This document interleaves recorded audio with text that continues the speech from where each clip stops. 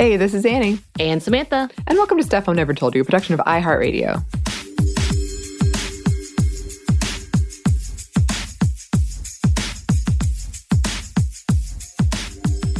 And welcome to another segment of Sex and the City viewing with Anney, who's never seen it before. And we are on episode 5, so slowly coming through with our watch and viewing parties, and hopefully you all enjoying it as well. Again, we can release the watch along with us if you are interested.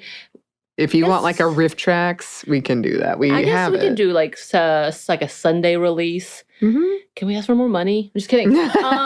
But we are on episode 5. And can you give us a recap of all the recaps? Okay.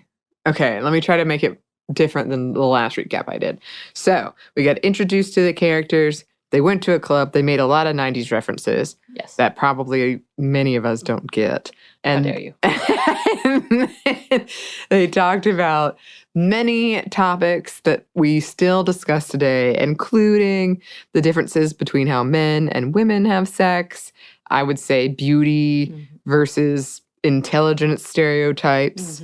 And then we had 20-somethings versus 30-somethings, and what does that look like for 30-something women to date 20-something men, and it being a designer drug, and then also single women and married women and the great divide that they discussed. The Bay of Pigs. Mm-hmm. Or the Bay of Married Pigs. Yes. All right. So that's good. So we are now on episode 5, and the title of this episode is The Power of Female Sex. Yes. What do you think that means, Anney? I'm very intrigued by this because I saw the title and I was like, ooh, that's an interesting title. I'm wondering, I think I'm way off with this, but I'm wondering if there is kind of a plot line of either women withholding sex and the power that they feel that comes from that and getting men to do stuff through doing that. Or the opposite, and I know this is cheating, but this is just my brain working, or the opposite of really being able to pleasure a man in this case. All right, we've got our guesses. Okay. People are keeping score, and he's probably been scoring about 40 to 60% in most of the episodes. Yeah. I'm getting a solid half star per episode, I think. So she would be failing in don't put it that way. In school terms.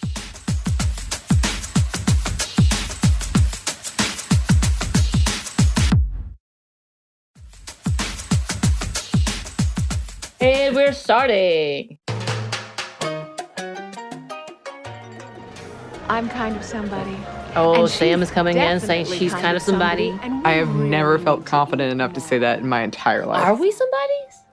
For what reason? You're somebody to me. Yeah, if you need to open a restaurant, that allows me to go to the beginning and be very popular. Can we please talk about this over lunch somewhere else? Or somewhere like New Jersey where we might actually get seated? Do you realize? If she were a man, not only would we be eating right now, but they'd be sending over free drinks. Oh, I see. Sam's saying if it was a man, Sam would have gotten her way. Yeah, if she had bribed a man or gone up to a man, he would have given her way. That's interesting. Very, very wealthy. He has a tiny little penis, but he knows exactly how to use it. So Carrie ran into her Italian friend who was dating a man named Carlos who just bought the shoes for her, which were like $400 shoes from this man. And apparently the dude has a tiny penis. Yes, she told her that. That's also probably a thing I wouldn't tell someone. I would tell someone. I talk to my girls. I can't lie. I think in this situation, I wouldn't. No, With my super close friends, yeah, my super close friends, when we're talking about relationships, we were talking about sex, I would probably tell them. Oh, they're having a game night? Yeah, poker night. I love it. I do love that this is happening for this show because I've never seen a group of women just having a poker night. Yeah. In TV, that is. Mm. It's been a minute since I played poker, but I used to have some girl poker nights. Yeah? I had a whole poker box. Oh, wow. My partner has a whole set, and he brought it out. Like, he has a mat, he has, like, all the things. It puts mine to shame. Harvard Law, Lorena Bobbitt. The Harvard Law of Lorena Bobbitt. You told me about her. I don't. You don't know who that is? Oh my goodness! I guess a lot of the listeners. She's the one that cut off her husband's penis after he raped her. Yeah. And she got convicted, and it was kind of a joke because she threw it out the window. And then he got offered porn.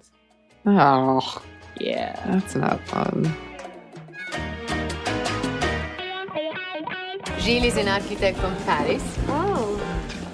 Which, by the way, I know this dude. So, Gilles, who is supposed to be a French friend of Carrie's Italian friend that's there, who bought her shoes. He is from the coffee commercial that was really famous at that point in time. It was this one couple that was in all of the, I don't know if it was Folgers, and so my mind just goes to that, and I'm like, I wonder if that's his one acting gig outside of the commercial. Because he got really big with that commercial. I'll have to try to pull it up. Yeah, we gotta look it up now. I think you are too beautiful to be a writer. I think you're too charming to be an architect. I think you should give up your life here and move with me to Paris immediately. I do find it funny that she is the joker of the bunch. Like, she is so witty. And she's like, oh, God. But she's always having to perform. Because I feel like sometimes I have to do that. Do you feel that way? I know you're good with storytelling. I'm good with one-liners, sarcasticness. Yeah. And I feel like we constantly are doing that for everyone. Yeah. Yeah. No, it feels a lot of interactions I have, it's very much like calculation of what is this person, what will make them laugh, what will make them happy, here we go. And it sounds so callous, but we all do it. Right. This is my introverted, extroverted self of like, I will come out and I will perform the hell out of it, but I will not see you for 2 more weeks because I've just exhausted all of my energy doing this. And when I'm on, I'm on. Mm-hmm. After that, I'm done. Right. For a while. Yeah. For a long while. Mm-hmm. But that's exactly what she was doing, which is why she gets brought out a lot. Yeah. She comes, I don't think that's ever addressed, but she does address a little bit about storytelling to couples as a single person, but like in general as a storyteller. Yeah. You look so beautiful when you sleep. I didn't want to disturb you. She looks much better than I do when I wake up in the morning. Absolutely. I definitely have become the look of the haggard wood witch that I'm scared of myself. I'm like, oh God, is that me? I look like a corpse that's reanimated, which I think is fair. It doesn't look great, but I think that's natural. But it does look like I feel like I've never looked this bad up until the last 2 years of like, I feel like when I woke up in the morning previously, I didn't scare myself. And now I am at that point. I do think, though, this is a good thing to know about movies and TV, other entertainment. She's clearly wearing makeup. And is that in Marvelous Mrs. Maisel? She wakes up at like 4 a.m. to put on makeup. So the guy, when he... that was definitely Bridesmaids. Oh. She wakes up, puts on makeup, and goes back to like, oh no, I just woke up like... Okay, Carrie just slept with this man and woke up with a lot of cash.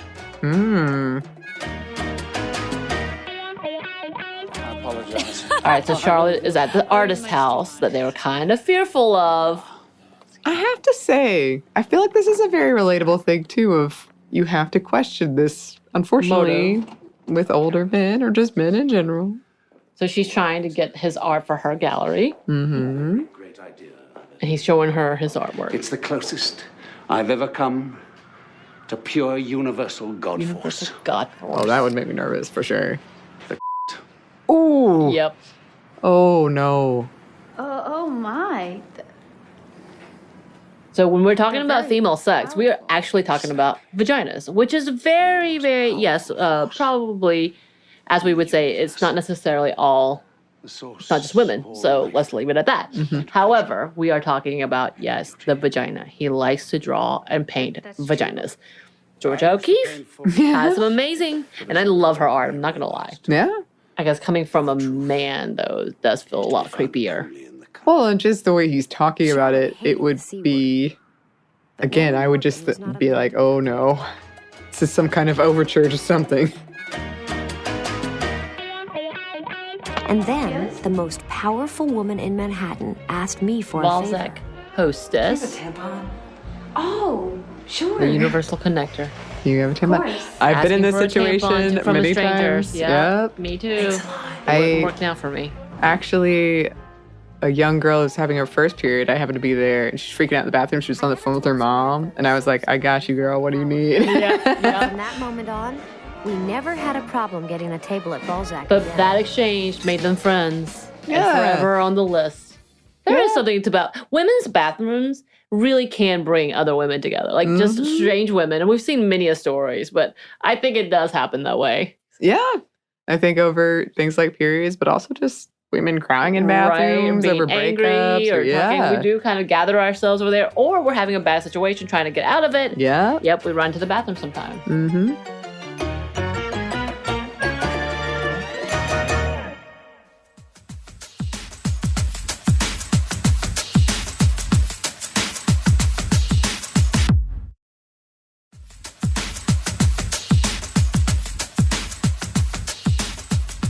And okay, Annie, so you were way off?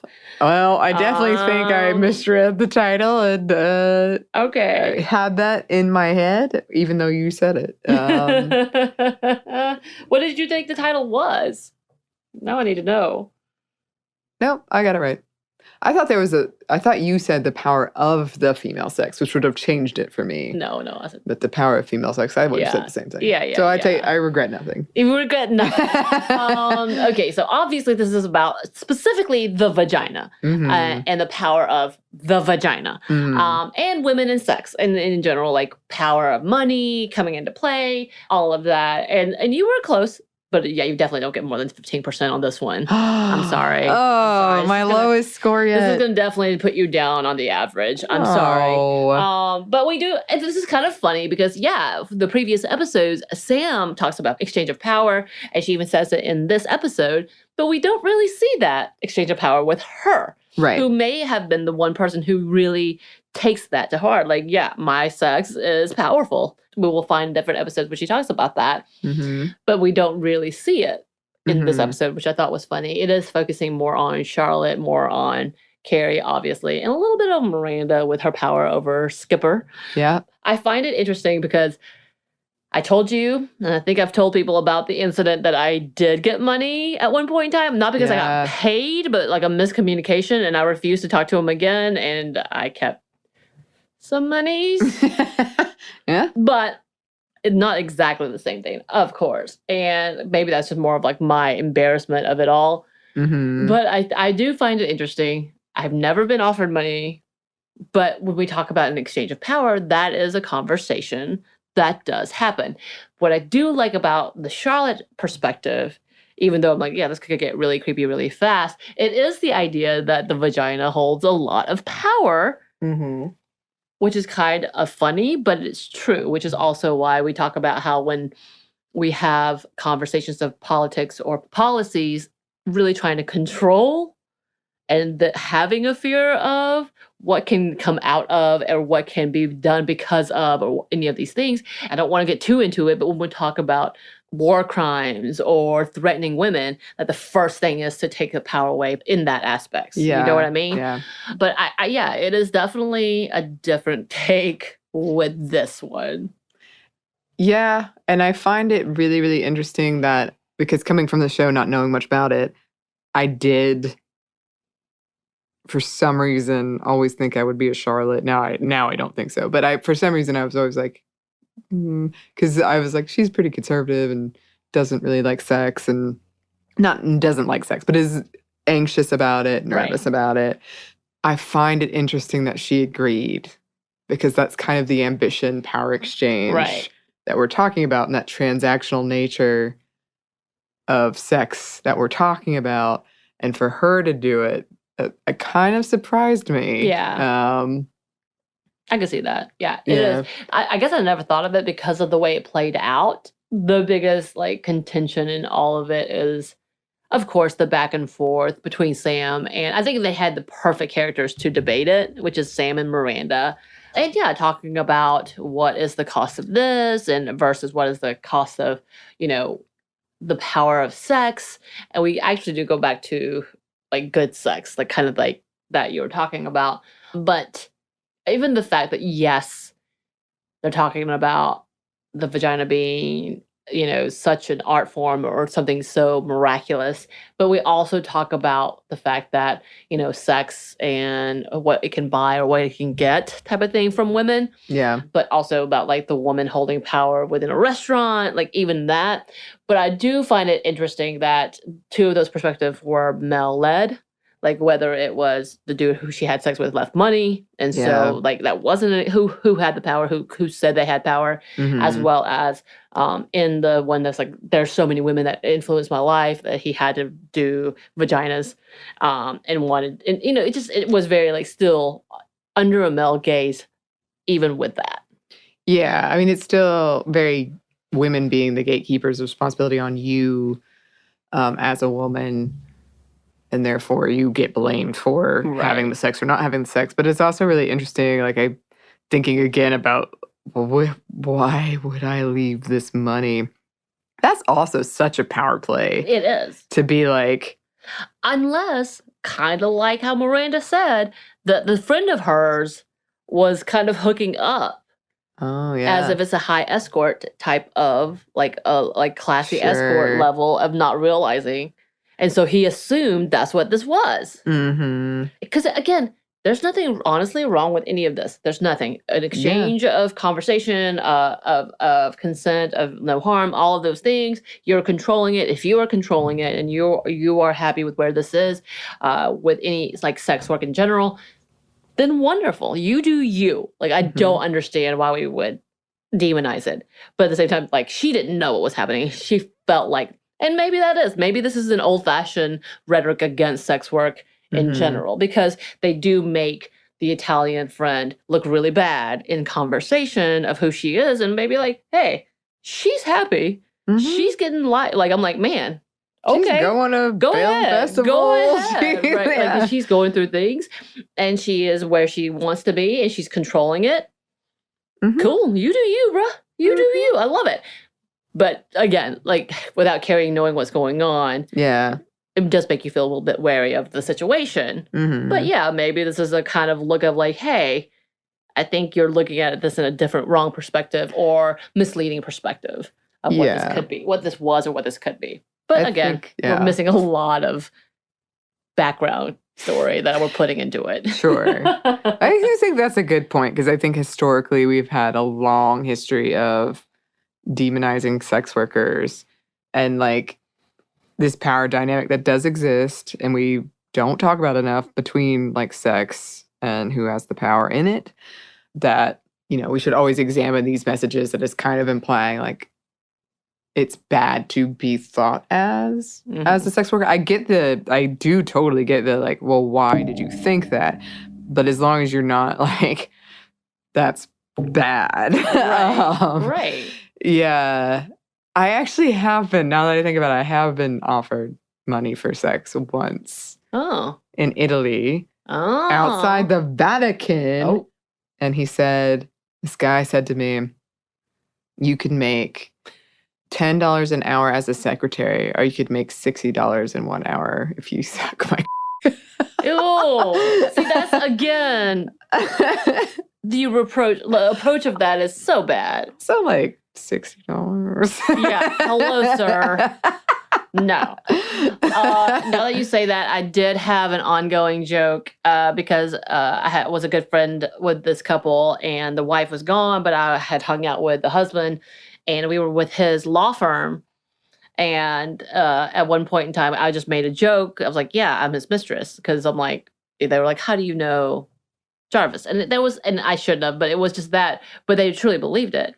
And to the fact that I'm like, interesting. I did feel bad because one of the guys were like, so how much do you make? And I'm like, oh no, what do I do now? Because it shouldn't be, and I shouldn't have. That's not the joke that I should have made. I think I was just trying to figure out how to get out of like having a conversation with lawyers, and that did not work out the way I wanted. Yeah. Yeah, I'd agree. All of that to say. But yeah, I think there's a bigger conversation, as we always do. We always like having bigger conversations behind the story. But it's an interesting aspect of what they brought in Sex and the City and how they decided to go over this route and what this looked like. But yeah, you were wrong. All right. Maybe next time I'll get it. But for now, I will accept the loss for what it is. I have, 89 episodes to make it up. We'll see. I think I can do it. I have faith in you. But in the meantime, listeners, we hope you're enjoying this and you're watching along or not watching along, but still laughing along with us and having these conversations. And we would always love to hear from you, your thoughts, any suggestions you have. You can email us at StephanieandMomStuff@iHeartMedia.com. You can find us on Twitter at MomStuffPodcast or on Instagram at Stuff Mom Never Told You. Thanks as always to our super producer, Christina. Sorry we made you uncomfortable. Always. And thanks to you for listening. Stuff Mom Never Told You is a production of iHeartRadio. For more podcasts from iHeartRadio, visit the iHeartRadio app, Apple Podcasts, or wherever you listen to your favorite shows.